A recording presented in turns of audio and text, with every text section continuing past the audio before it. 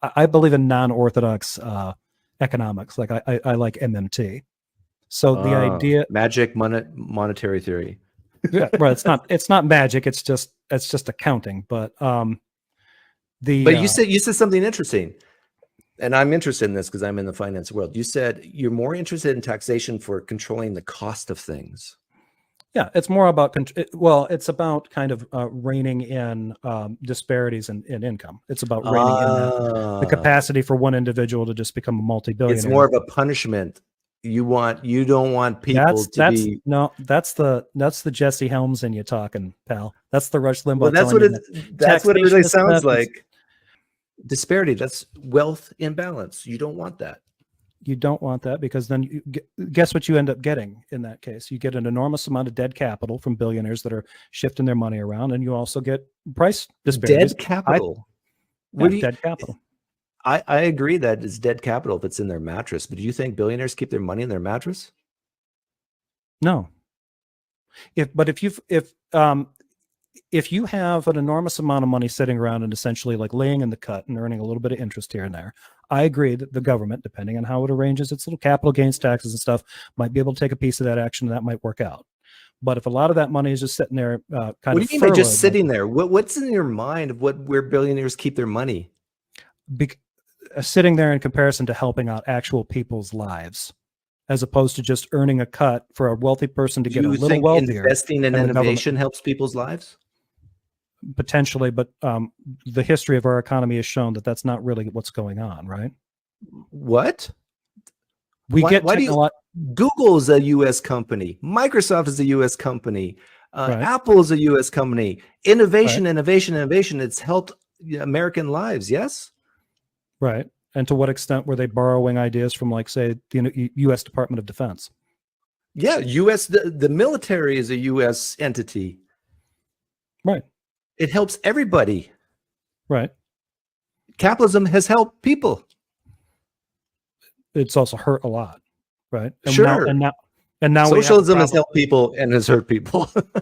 So, I was really interested in one thing you said, because I don't think I disagree with you, but you said taxation, the main use is to control pricing.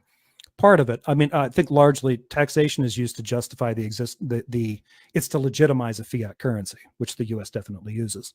The idea of taxing that back as a way of kind of like, these debts are payable with. But what you're really saying is, and this is what I found so interesting about it, and again, I don't necessarily disagree with you. In fact, I agree with you, but I don't think I would have the guts to implement it. But inflation is high; it's coming down, but prices are still going up. What you're really saying is, to combat inflation, we need to raise taxes, and not just on the rich people, but everybody. Well, at this point, I would say that I would agree with you halfway. You don't need to raise taxes much on anyone under, say, $100,000. You might raise it a little bit on anybody earning over 150 or over 250, but you definitely want to raise it for people that are personally making more than 500,000 or $1 million. And you're gonna be shocked. But I agree with you on what you said about raising taxes on, let's say, 200, 300,000 people, if your goal is to get inflation down, because I think taxation is such a drag on the economy that if you want to cool down the economy, tax people. Why should we tax rich people at all if you're an MMT guy? Why don't we just print it? Theoretically, you don't have. For MMT to work, theoretically, you don't have to impose taxes on anyone. Yeah, and so right, you don't. This is an interesting thing about MMT, because I use this to raise cognitive dissonance in the far left people.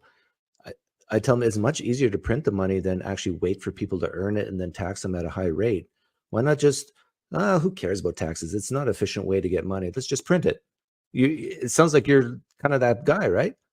Well, I'm sympathetic to that argument, but I think it's more complicated than that. Do you think our economy needs cooling off right now? I think our economy needs a lot of stuff, but yes. Yes. But the biggest thing that it needs is not. We need a lot more regulation on what private capital is able to buy. So in if our terms of economy housing. needs cooling off right now, and paying off or having smaller deficits helps cool off the economy, you're for having smaller deficits right now. Yeah, potentially. Yeah, if it's going to help Okay. cool off the economy. Yeah. So you would, But I would tax wealthy people first. That would be a better way. I would tax wealthy people and then use that to pay off the deficit. okay. So you're saying taxation is bad for the economy. It usually has a cooling effect. So you tax the very wealthy, you take that money, you Yeah. pay off the deficit, you balance that book. Now you're no longer paying out the interest rate. You're collecting more So revenue. taxing you're cooling the very wealthy does cool the economy, is what you're saying. especially if you're using it to pay off the deficit, right? Because what you're Okay. going to do is you're Well, this is preventing- good. You're This is cutting good. off, because if they're doing this, right, if the very wealthy are You supposed just to be admitted in- trickle down economics.